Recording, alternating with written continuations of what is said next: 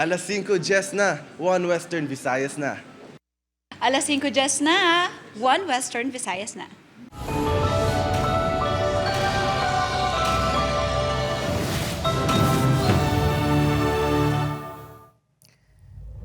Mga balitang atong tutukan subong nga Miyerkules, Western Visayas kag Negros Occidental, direktang nga pag-aagyan sa Bagyo Basyang base sa forecast sa Pag-asa.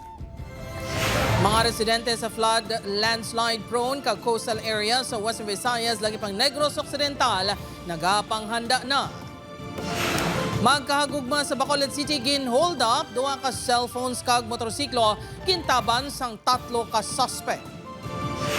Rider kag tricycle driver patay matapos bumunggo ang tricycle sa nasugatan nga motorsiklo sa Pasig City.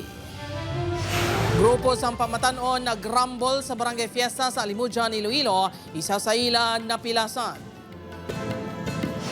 Pagbalik sa initial screening sa ground floor sang airport, isa sa mga talakayon sa committee hearing sang Sangguniang Panlalawigan buwas. Kag paglagas sa mga pulis sa duha ka suspect nga nagpangawat sa motorsiklo, nakuhaan sa video sa Bacolod City.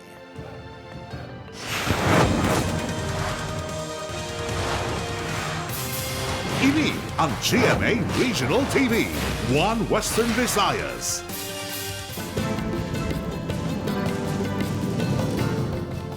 Mayong hapon, Western Visayas kag Negros Occidental. Malantaw kita sa live streaming sa YouTube channel sang GMA Regional TV kag Facebook page sang 1 Western Visayas. Sa nagapanguna nga balita, direkta nga pag-igos ang Bagyo Basyang sa Western Visayas kag Negros Occidental ginapanghandaan na sa mga residente sa flood-prone kag coastal barangays. Ini ang gintutukan ni Kim Salinas live sa Barangay Bitoon, Haro, Iloilo City. Kim?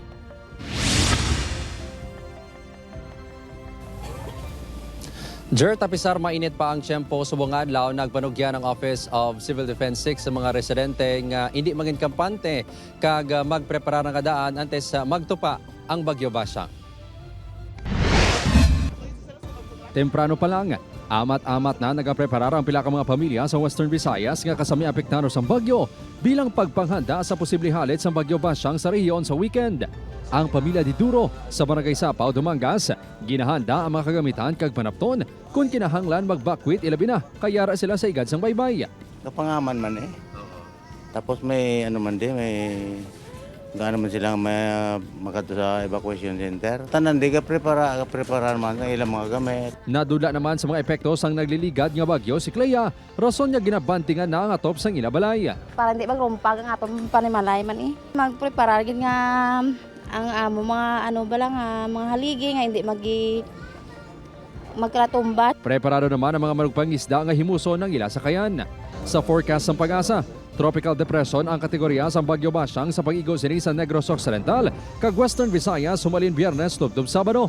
Possibleness of 55 to 70 km per hour. Ang rainfall nato no expected naton kaya diri kita malapit sa iya nga sentro, mga may moderate to heavy or sometimes intense mga pagulan. Apisal tropical depression lang ini.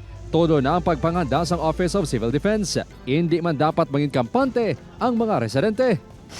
Sa Bacolod City, nagapreparar naman ang pila ka mga residente nga naga-istar lapit sa suba. Sa Masami, ginasulob sa baha ang balay sang pamilya Parar, gani ginamat-amat na nila himos ang ilang mga gamit. Mangimot pa nagasugod.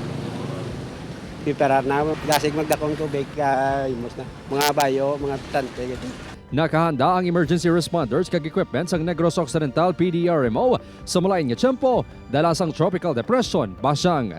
Nag-raise na kita sa red alert status in which nag-activate na aton mga nagkalain-lain ng mga provincial response clusters. Mas hapos no itap kung may kinahanglanon in case of deployment.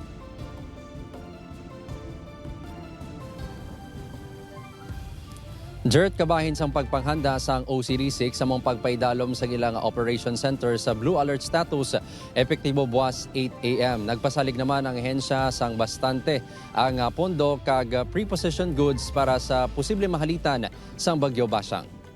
Jert? Madamo gate yung salamat sa update, Kim Salinas. Para sa dugang nga mga balita sa Negros kag Panay mangin kaupod ta si Adrian Prietos. Adrian? Yes, Jert, mga kapuso, madamong ganyan salamat. Magkagugma, ginhold up sa kilid sang dalan sa Bacolod City. Motorsiklo ang cellphone sa mga biktima na taban. Nakatutok Irene Pedreso. Sa kuwasang CCTV, makita nga nagadalagan pakato sa Tiangge ang lalaki nga nakaputi. Nagpanuktok ini kagintinguan pa nga buksan ang tabon. Gilayon nga nagabot ang babae nga nakahudi kagkasubo nga nagapangayos ang bulig. Kuha ini sa kilid sang dalan sa Barangay Alanginan, Bacolod City. Ang lalaki sa video, amo si alias Ron, 22 anyos, upod ang iya nobya. Nagwa sa investigasyon sang kapulisan nga lunsay biktima sa pagpang-hold up ang magnobyo. Base sa panaysayo ni alias Ron sa kapulisan, 3 ka mga lalaki nga sakay sa motorsiklo ang nagpalapit sa ila kang nagdeklara nga hold up pasado las 12 sa tungang gabi. Suno sa aton nga victim nga gintayaan sila sang unknown caliber of firearm. O din ang motor mo. Nang hindi pa siya noon na. Galing kay gin pressure sa isa. So that's why gingkwa itong motorya. Magluwas sa motorsiklo, gintaban man sa mga kawatan ang cellphone sa magnobyo. Ang Tiangge nga nakuha sa CCTV, ginapanag-iyahan ni Maricar. Wala kuno ini nakabatyag sa nagpangayos ang bulig ang 2 ka mga biktima. Temprano pa kami nanarado sa time na to. Kay wala man kami nagdawom nga may matambay pa. Kay lain ng chimpo daan sa nga moto nga time. Mapungko tani ang bayi dire. Aminado ang barangay nga sa Masame may nagatambay sa kilid sang dalan para maglantaw sang view sang lights. Kag akong ginapabalogid sa nagakalagto dira bala, dapat mag 10 o'clock ma-move na sila puli. Sama na isang gusto magplano sa mga malaeng nga plano. Actually may mga signage sa kami naging pamutang mo. Padayon pa nga ginapangita ang mga sospek. Wala nagpa-interview sa news team ang magnobyo. Upod kay Reynald Castillo, Eileen Pedraso. 1 Western Visayas. Sa dugang ang balita, tricycle bumunggo sa motorsiklo sa Pasay City. Mga driver pareho nga ginbawian sang kabuhi. Sa San Enrique naman, siyam katawo na samaran sa pagbungguan na isang 2 ka tricycle. Si Julius Bilacaol nakatutok. Dali-dali nga gintabangan sa mga responder ining mga individual matapos mabungguan sa isa ka tricycle ang isa ka motorsiklo sa barangay Imbang Grande, Pasay City kagabi. Base sa investigasyon sa kapulisan, nagikan sa Sara kag padulong sa Pasay City proper ang tricycle nga ginadala ni alias Bert nga residente sa Pasay City. May 2 ini kasakay. Nagikan naman sa gym sa barangay Imbang Grande ang motor nga ginadala ni alias John. Apang ina nag-U-turn. Sa ila pagsugatanay, natabuan nga naglikaw sa danaw sa dalan ang tricycle kag nagsaylo sa lane sa motor. Nag-head in collision sila tungod na ang motorcycle ay suga, then ang tricycle naglikaw sa mga tubigon area. Why na makita nga may motor galit na masumala. Bangod sa aksidente, binawian sa kabuhi ang rider sa motor kag ang driver sa tricycle. Ang isa kasakay sa tricycle ang nagangkon sa bali sa tiil. Ang isa ang may menor nga kasamaran sa lawas. Natala na pa nga magsapol ang mga himata sa nagkalamatay para istoryahan ang hitabo. Magita nga nagahurayan sa dalan ang pila kasakay sang 2 ka tricycle nga ginapahayag nagbungguanay sa barangay Tambunak, San Enrique kahapon sang hapon. Ang isa ka tricycle ang nagikan sa poblasyon kag padulong sa barangay Kubay. Ini ang ginamaneho sang 32 anyos nga si alias Joe. May pasahero ini nga 5 ka estudyante nga pauli na. Pag-abot sa barangay Tambunak, nasugata sini ang tricycle nga ginadala ni alias Mark nga may sakay nga 2 ka pasahero. Ginapahayag na dulaan sang kontrol si Mark. Kinagaw yagiti ang lugar sang Bicol 1. So ang resulta, ang 2 ka tricycle nag-cause sang mga determined cause of damages. Sa nagkalasamaran, ang 8 ang yara na sa maayo nga kahimtangan. Si Mark ang gin-refer sa isa ka ospital sa Iloilo City, bangod sa samad sa ulo. Ang lugar nga natabuan sang aksidente, delikado gid man suno kay Captain Ilalto. Ginahulat pa nga mag-ayo ang kahimtangan sa nagkaladalahig sa aksidente para maistoryahan kung ano ang ilamangin desisyon. Upod kay Cirilo Rendoque, Julius Bilacaol. 1 Western Visayas. Grupo sang pamatan-o nagrambol sa barangay fiesta sa Alimudyan. Samtang isa ka lalaki ginpulihan kastigo sang 3 ka kalalakinan sa Liganes. Si Julius Bilacaol nakatutok. Makita sa video nga nagapatunga ang mga residente sa kinagamo sa tunga sang pila ka mga pamatanon sa barangay Gym sang barangay Bagingen Lanot, Alimudyan, Iloilo. Nagluntad ang insidente sa tunga sang binayli kadungan sa bispera sang kapistahan sa barangay kahapon sang kaagahon. Samtang sa video nga kuha sa Guasang Gym, makitaan nga padayon ng komosyon sa magtimbang nga grupo sa mga pamatanon. Nagagawa sa investigasyon sa Alimodyan Police nga may wala pagintindihan ay sa duha ka grupo dala sang tuman nga kahulugbon. Wala man sang daan nga hiligotano na magtimbang nga grupo apang posible nga naginitay sa tulukay gani sila ang nagrambol sunod sa kapulisan. Isa sa mga imbolbado nga pamatanon na nakaagom sang lagob kapila sa lawas. Gin-refer na sa barangay ang insidente. May gamay nga wala sa pag-intindihan ay asa na hamtang sini sa tinatawag nga pagtapungulay. Sa Leganes Police Station, nagibala na nga magparentihanay ang 20 anyos nga si alias Tantan sang Molo, Iloilo City. Kagang 24 anyos nga si alias Kikik sang Bunta, Tala, Leganes. Si Tantan ang isa sa 3 ka mga lalaki nga nagpuli kastigo kay Kikik.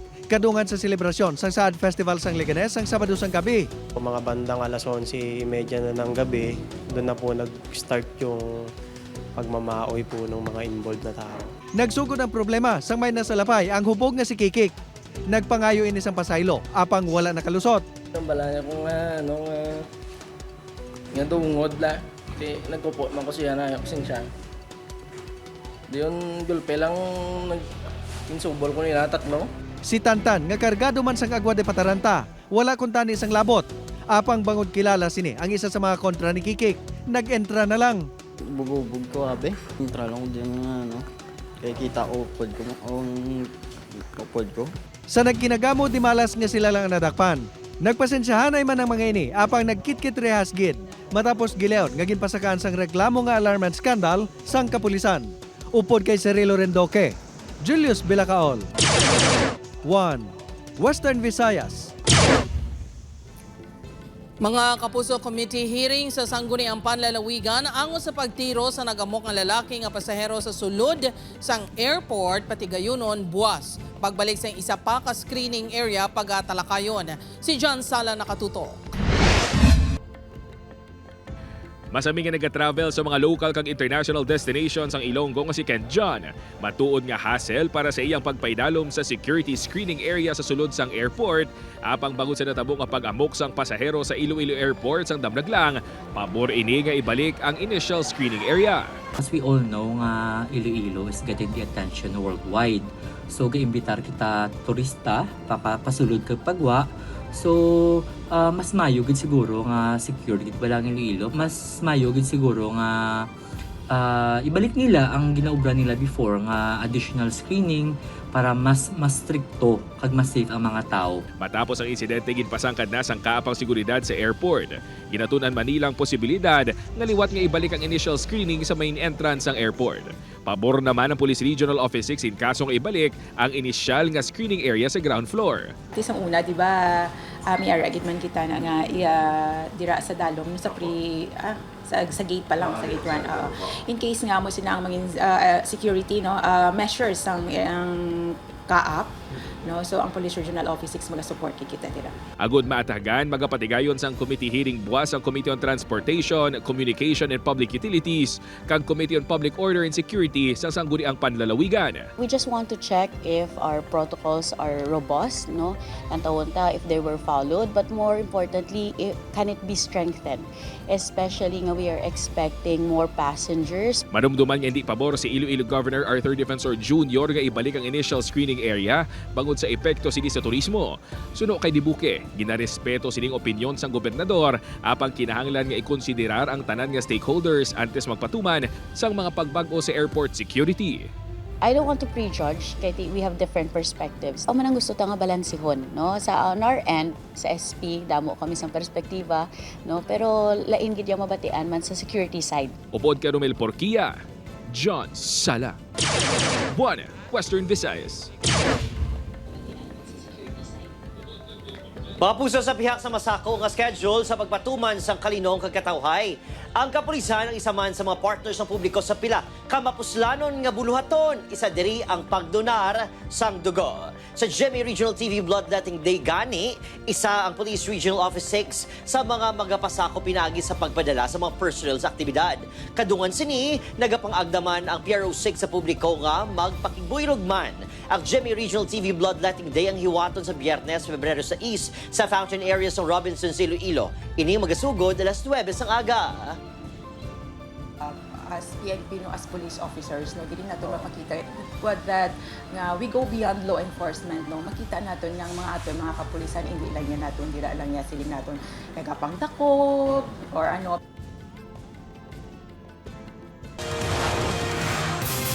Ini ang GMA Regional TV, One Western Visayas.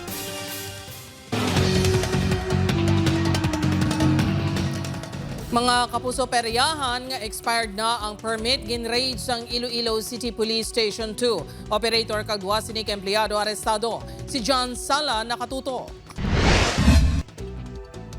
Ginraid sa kapulisan ang peryahan nga ini sa Barangay Burgos, La Paz kagabi matapos nakabaton sa impormasyon nga may mga minor de edad nga ginapahampa nga may pusta.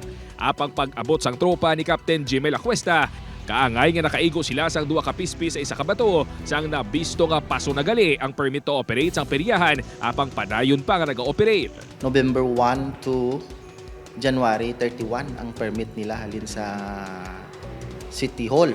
So therefore paso na gid siya. So dapat kung paso na kag expire na ang permit, stop operation na sila. Nadakpan sa raid ang operator sang peryahan nga si alias Larry upod ang duwa ka mga empleyado sini nga sa alias Nash kag alias Eileen. Gilayon niya ginpasiraduhan ang peryahan. Nagpaiway na nga magpa-interview sa news team ang operator. Apang suno sa upod sini, ginahikot naman kung tani ang pag-renew sa permit. Ginpasakaan na sang kaso nga paglapas sa anti-illegal gambling ang tatlo ka mga nadakpan. Suno kay Cuesta, magluwas sa nasambing ka peryahan, madamo pa sila sa may nabaton nga impormasyon na tuhoy sa mga illegal gambling operations sa distrito sa La Paz. Ginahulat pagid namo ng mga info pagid kay accordingly do may ara pa man, pero siyempre imbestigahan naton kung ano ka matuod. Kay kung may ara, kasa naman kita sa operation. Upod kay Romel Porquia, John Sala. One Western Visayas. Paglagas mga kapuso sa kapulisan sa Doha, kagamunan niya kawatan sa Bacolod City na hulikam. Mga sospek, arestado. Yaring balita nga aton gintutuka.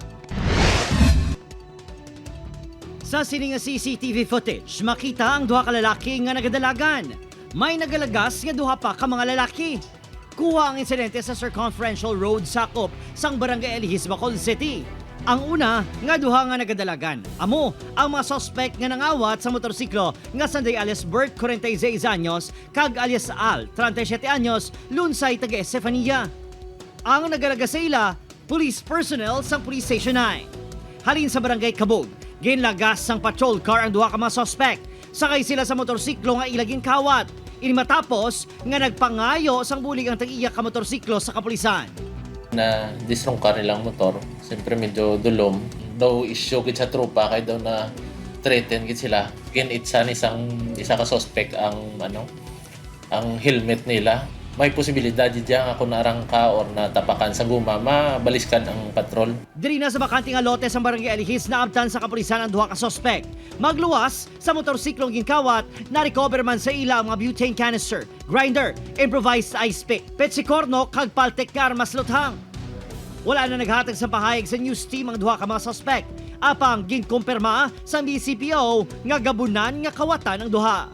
Of course, wala siyang kawatan nga mag-ako, ano? Pero based on record, ang isa dito sa mga suspects, may record nga isa ka robbery, dua ka theft, kag isa ka gambling. Nagapangatubang sa reklamo, carnapping and resistance and disobedience to an agent of person in authority ang mga suspect. Adrian Pretos. One Western Visayas.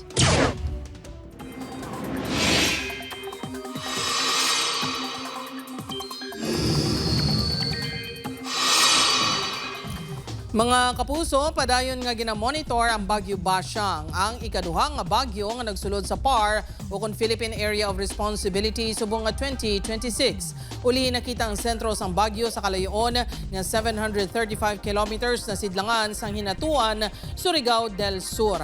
Nagahulag ini na bagat na nakatungdan sa kadasigon nga 735 kilometers sidlangan sang hinatuan Surigao del Sur.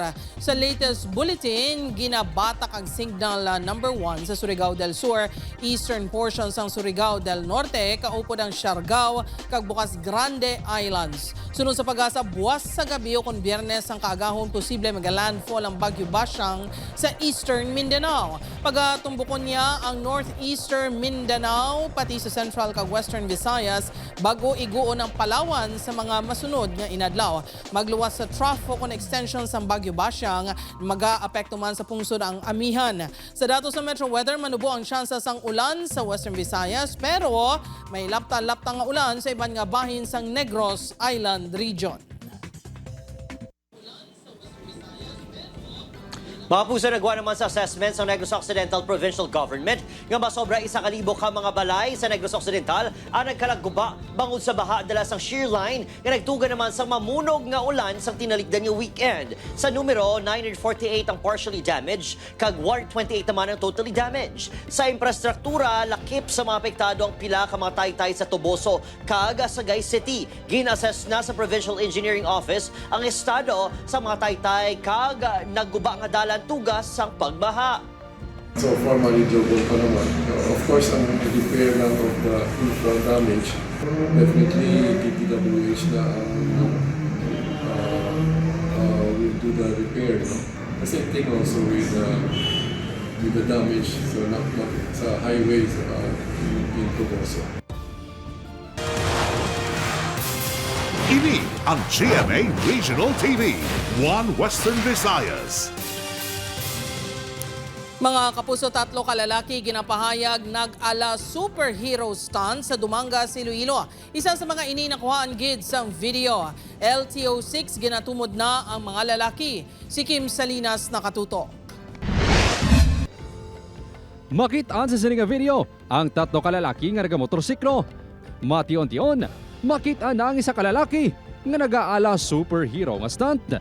Wala na makuhaan sang video apang sunod sa uploader. Naghimo man sa kasubong nga stunt ang 2 pa kalalaki samtang nagamaneho sa motorsiklo. Ang video ang kuha sa dalan sa Barangay Dakotan, Dumangas, Iloilo pasado alas 10 kagabi. Sunod sa punong barangay sang Dakotan, nagronda ang ilatanod sang among ation. Rason nga wala masita ang mga lalaki. Sunod sa impormasyon sang barangay, hindi nila residente ang mga lalaki. Hindi ko mabahambal nga pangayaw sang ban sang Dumangas, pero lokal sang Dumangas, pero sa ako niya pangayaw diri sa barangay. Nagtahap na diyang akon mga pumuluyo yang may mga motor ya. Wala na di isang pasaway. Issuean sang Land Transportation Office 6 ang show cause order ang 3 ka persona nga wala pa makilalan. Tuman ka delikado ang ginhimo sa mga ini sunod sa ahensya. Kung may mga lisensya hindi, i-revoke na to ni mga lisensya. And kung may sila lisensya, we will prohibit them from acquiring a license in the future. The license is only for the serving. Hunyo 2025 sa nakuhaan man sang video ang 17 anyos nga lalaki nga nag-ala superhero stuntman sa Barangay Dakotan. Rason nga nagapangabay ang LTO6 sa bulig sa LGU sa pagtapna sang kasubong nga akto. Upod kay Hans Desierto, Kim Salinas. One Western Visayas. Hubog nga lalaki, nakuhaan sang video nga nagawaras sa tukas ng dalan sa Bacolod City. Yaring balita nga itong gintutukan. Sa sining nga video nga kuha sa intersection sang dalan Lopez Haina, makita ang lalaki nga naka-shorts nga duag brown kag wala sang pang-ibabaw nga panapton. Bisan pa may nagalabay nga mga salakyan sa baylo nga nagapahigad, nagapungko pa ini sa tunga. Ginpalapitan sa kapulisan kag ginpapahigad apang nagdalagan kag nagpalagyo. Nagbulig ang iba niya bystanders apang makita nga ginpangsumbag pa sila sa lalaki.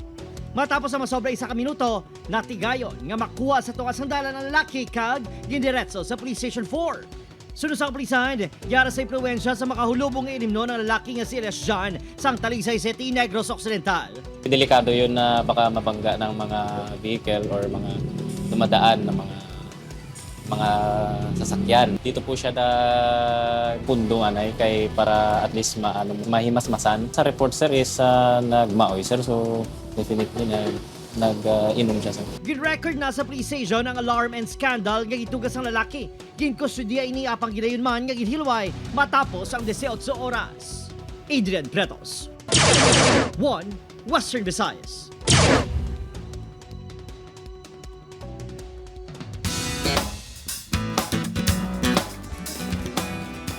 Mapuso yari na dapat bantayan sa Never Say Die. Sa unang Miyerkules pa lang, bao nagadamo na ang ma-expose nga target nga pagwao ni Andrew nga karakter ni David Licauco bato kay Major Delgado. Ano ba ang reaksyon ni Joey nga karakter naman ni Jillian Ward? Bantayan ina karon 8:55 PM sa GMA Prime pagkatapos sang 24 oras kag 10:30 PM sa GTV. Mga kapuso kanami isang feeling no nga magpalangga kag palanggaon pero maghalong sa love scammers. Sa datos ng Cybercrime Investigation and Coordinating Center, 15 na ang na-report nga na biktima sang love scam subong nga Enero. Subong nga nagahilapit na ang Valentine's Day, paandam sang CICC mangin alisto sa red flags nga kalabanan mga modus sang scammers. Una diri ang sad boy o kung sad girl. May paawa effect pero kwarta lang gali ang lagas. May araman sang seducer pero poser. Pangayuan ka sang private pictures kag videos pero gamiton gali sa pang-blackmail kag madamo pa nga modus. Gani sunod sa CICC, i-video call ang imo nga special someone kung nakilala mo siya online.